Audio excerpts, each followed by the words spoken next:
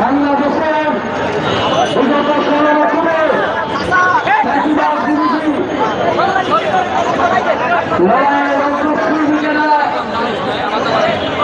বাংলাদেশের মজলুম জনতা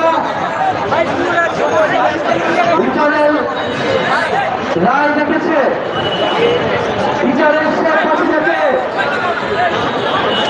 ফাঁসির রাষ্ট্রের জনগণের সঙ্গে আদালত রায় দিয়েছে। আমরা তাই ধরে রায়কে স্বাগত জানিয়েছি, কিন্তু আমরা আজকে রাজপথে নেমেছি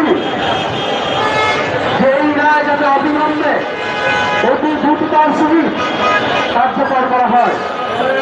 কারণ রায় কার্যকরের মধ্য দিয়ে বাংলাদেশের মানুষ ইনসাফ পাবে।